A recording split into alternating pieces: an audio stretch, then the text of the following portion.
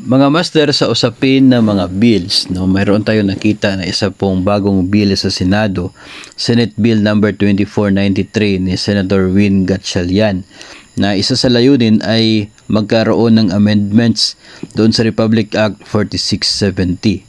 Alam po natin, alam ninyo ano pong Republic Act ito. Ito pong Magna Carta for Public School Teachers.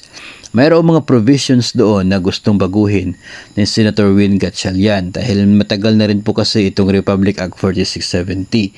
At isa nga po doon sa mga hindi naman po siya binago kundi dinagdag ng senador ay ito pong isang bagong benepisyo na makukuha ng mga guro. Ito pong para sa mga teachers. Ito pong tinatawag na longevity pay. Any provision of law to the contrary notwithstanding, a longevity pay equivalent to 10% of their monthly basic pay shall be paid to teachers for every 5 years of continuous, efficient, and meritorious service. So, parang related siya doon sa loyalty pay, na yung guidelines is ang basis po niyan ay galing sa Civil Service Commission, intended for all government personnel. So, iba po yung loyalty pay kasi galing po yun sa Civil Service Commission. And yung nilalaman po doon is maximum of 1,000 pesos per year, payable every 5 years. So, parang related pa rin po dito. Pero, kung titignan natin, 10% of their basic salary, so nakadepende po siya sa sahod ninyo. Kung ang sahod ng isang guro ay nasa 30,000 by that time, ay meron siyang 3,000 pesos na longevity pay. And after 5 years, kung maging 40,000 yung sahod niya, hindi meron siyang 4,000 na longevity pay. So, dependent siya sa basic pay. Yung loyalty kasi is regardless of your position and your basic pay, napaka-direct niya, napaka-specific para yung amount niya para sa lahat. So, kapag ikaw ay qualified for the loyalty pay, then nasa 5,000 every 5 years. So, ganun po.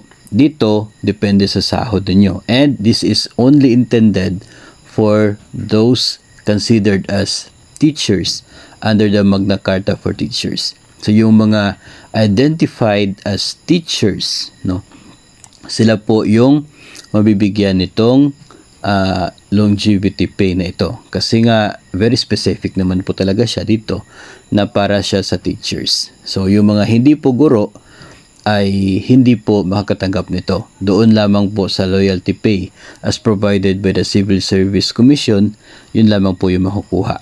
So, ito naman ay isa pa namang bill. Mayroon din pong other provisions of this Senate bill. Yung iba ay may mga binago doon sa naunang Magna Carta, and I think we will going to discuss it soon, sa mga susunod na episodes. Pag-usapan din po natin yung mga gustong maging pagbabago ni Senator Gatchalian sa sa Magna Carta ng mga guro. So, sa ngayon, itong episode na ito ay nakafocus tayo dito sa longevity pay na gustong ibigay. If ever man na maging batas itong amendment na ito at hindi po nila tatanggalin itong portion na ito, ay mai-enjoy po siya talaga ng mga teachers as additional doon sa kanilang tinatanggap na loyalty pay. So, abangan po natin kasi bago pa lang naman, last month lang yata ito na submit doon sa Senado. So, we're not sure kung kailan ito maging batas. So, abangan na lamang po natin yan palagi. Titingnan po natin pagkasakali na magkaroon ito ng mabilis na development, ay agad po nating ipapaabot sa inyo. So, make sure lamang po na kayo ay naka-follow at naka-subscribe sa atin po mga social media accounts para updated sa ating mga susunod na videos.